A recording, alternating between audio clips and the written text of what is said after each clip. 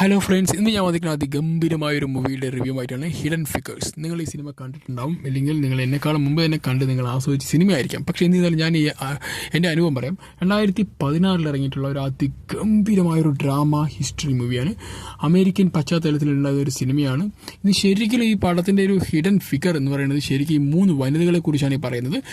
എന്തുകൊണ്ട് hidden figures എന്ന് പറയുന്ന വാക്ക് വന്നിട്ട് ശരിക്കും ഒരു സിനിമയ്ക്ക് ഇത്രമാത്രം ആപ്റ്റ് ആയിട്ടുള്ളൊരു പേര് എന്തുകൊണ്ട് കൊടുത്തു വെച്ച് കഴിഞ്ഞാൽ ആ സിനിമയുടെ ഒരു സോൾ തന്നെ ഈ 3 ഹിഡൻ ഫിഗേഴ്സ് തന്നെയാണ്. നിങ്ങൾക്ക് അറിയാൻ പറ്റും, ഈ സിനിമയുടെ ഏറ്റവും വലിയൊരു ഹൈലൈറ്റ് എന്ന് പറയുന്നത് ഈ 3 വനിതകളാണ്. അവർ 3 വനിതകളും ആഫ്രിക്കൻ ജനതയിലാണ്, പക്ഷേ അവർ അമേരിക്കയിൽ സെറ്റിൽഡാണ്. അപ്പോൾ അവർ നേരിടുന്ന ഈ ബ്ലാക്കേഴ്സും ഈ വൈറ്റേഴ്സിൻ്റെ അതിൻ്റെ പ്രശ്നമുണ്ടല്ലോ, ആ ഒരു പ്രശ്നമാണ് അവർ ഈ പടത്തിൽ അവർ എടുത്ത് പറയാൻ ശ്രമിച്ചിരിക്കുന്നത്.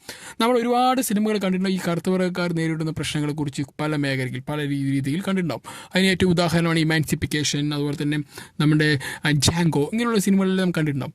അപ്പോൾ അതിൽ നിന്നൊക്കെ എങ്ങനെ ഇത് വ്യത്യാസം ആവുമെന്ന് ചോദിച്ചു കഴിഞ്ഞാൽ, നാസിയാണ് നാസിയിൽ നടക്കുന്ന അതിൽ കറുത്തവർക്കാർ നേരിടുന്ന പ്രശ്നത്തെക്കുറിച്ചാണ് ഇവർ പറയുന്നത്. അതിൽ 3 വനിതകളാണ്. ആ 3 വനിതകൾ 3 തരത്തിൽ ഭയങ്കര ഇൻ്റലക്ച്വലാണ്. പക്ഷേ അവർക്ക് ഈ വൈറ്റേഴ്സിനായിട്ട് മിങ്കിൾ ചെയ്ത് വർത്തമാനം പറയാനോ ഇല്ലെങ്കിൽ അവരുമായിട്ട് വർക്ക് ചെയ്യുന്ന സ്ഥലത്തിലും ഒന്നും വർക്ക് ചെയ്യാൻ പറ്റില്ല.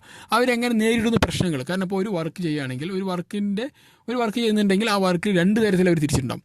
ആ ഒരേ വർക്ക് ബ്ലാക്കേഴ്സിന് ഒരു ഓഫീസും കൊടുക്കും, വൈറ്റേഴ്സിരിക്കാൻ ഒരു ഓഫീസ്.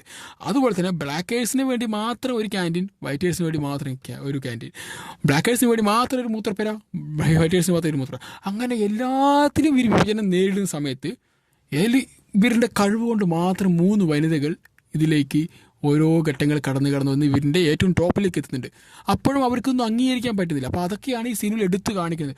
ശരിക്കും എൻ്റെ ഗായ്സ്, ഈ സിനിമ നിങ്ങൾ കാണുന്നുണ്ടല്ലോ, ശരിക്കും ഇമാതിരി നമുക്ക് ഒരു മോട്ടിഫിക്കേഷൻ സിനിമ എന്ന് പറഞ്ഞാൽ എൻ്റെ ജീവിതത്തിൽ ഞാൻ ആദ്യമായിട്ട് കണ്ടിട്ടില്ല. കാരണം ഇതാണ് ശരിക്കും എൻ്റെ ലൈഫിൽ ഞങ്ങളുടെ ഏറ്റവും വലിയ മോട്ടിഫിക്കേഷൻ ആയിട്ട് കിട്ടിയ ഒരു മൂവി എന്ന് പറയാൻ പറ്റും. കാരണം അത്ര മനോഹരമായിട്ട് ഈ സിനിമ എടുത്തു വെച്ചിരിക്കുന്നത്. ഈ സിനിമയുടെ 20th സെഞ്ചുറി എടുത്തിട്ടുള്ള ഏറ്റവും one of the best movie ഏത് വെച്ചാൽ ഞാൻ ചിലപ്പോൾ ഇതാണെന്ന് പറഞ്ഞു പോകും. കാരണം അത്രമാത്രം ഈ സിനിമ എനിക്ക് അത്രമാത്രം ഇഷ്ടമായിപ്പോയി. കാരണം അത്ര മനോഹരമായിട്ടാണ് ഈ സിനിമ എടുത്തു വെച്ചിരിക്കുന്നത്. നമ്മുടെ തിയോഡറൈറ്റ്സ് മൽഫിയാണ് ഈ ഡയറക്റ്റ് ചെയ്തിരിക്കുന്നത്. അതിമനോഹരമായി പറഞ്ഞാൽ അതിന് ചെറിയ വാക്കൊന്നും പറഞ്ഞാൽ പോരാ, അത്ര മനോഹരമായി സിനിമ ചെയ്ത് വെച്ചിട്ടുണ്ട്. ഇതിന് IMDb 7.8 ഉണ്ട് ഇതിൻ്റെ റിവ്യൂസ് റേറ്റിംഗ് വരുന്നുണ്ട്. അതോടൊപ്പം തന്നെ ഈ സിനിമയുടെ ഏറ്റവും 3 ഗേൾസ് പറയുന്നത് ഒക്ടേവിയ സ്പെൻസർ, പിന്നെ തരജി പി ഹാൻസൺ, ജനലി മോവിയ. ഈ 3 പേരിൻ്റെ അഴിഞ്ഞാട്ടം എന്ന് പറഞ്ഞിട്ടുണ്ടല്ലോ, അമ്മാതിരി ആക്ടിങ് ആണ്. അതോടൊപ്പം തന്നെ ഇതിൽ ആ ഒരു തരജി പി ഹാൻസൻ്റെ ഒരു റോളൊക്കെ ഉണ്ട്. അത് അവർ ആ ഒരു ഘട്ടത്തിലേക്ക് എത്തി അവസാനം അവർ പൊട്ടിത്തെറിക്കുന്നൊരു സീനുണ്ട്. എന്ന് വെച്ചാൽ ഈ ഒരു ഓഫീസിൽ 3/4 മണിക്കൂറോളം എന്നും ഇദ്ദേഹം മിസ്സിങ് ആയിരിക്കും. അപ്പോൾ എന്തുകൊണ്ട് മിസ്സിങ് ആവുമെന്ന് ചോദിച്ചിട്ട് ഈ ഇദ്ദേഹത്തിന് സൂപ്പർവൈസർ ചോദിക്കുമ്പോൾ അദ്ദേഹം പറയുന്നത്, ഇവിടെ എനിക്കൊരു വാഷ്റൂം ഇല്ല, ഞാനൊരു കറുത്തവരക്കാരി ആയതുകൊണ്ട് എനിക്കൊരു വാഷ്റൂം ഇവിടെ ഇല്ല. എനിക്ക് വാഷ്റൂമിൽ പോകണമെങ്കിൽ എനിക്ക് 1 കിലോമീറ്ററോളം അങ്ങോട്ട് കടന്ന് ചെല്ലണം, എന്നിട്ട് അവിടെ നിന്ന് മൂത്രം ഒഴിച്ചിട്ട് വേണം ഇങ്ങനെ തിരിച്ചു വരാൻ. എൻ്റെ പല ആവശ്യങ്ങളും വാഷ്റൂമുമായി ബന്ധപ്പെട്ടുള്ള ആവശ്യം നടക്കണമെങ്കിൽ എനിക്ക് അങ്ങോട്ട് പോകണം, എന്നിട്ട് തിരിച്ചു വരാം. അതൊക്കെയാണ് അദ്ദേഹം പറയുന്നത്. അപ്പോൾ അതൊക്കെ അതിമനോഹരമായി സിനിമ എടുത്തിട്ടുണ്ട്.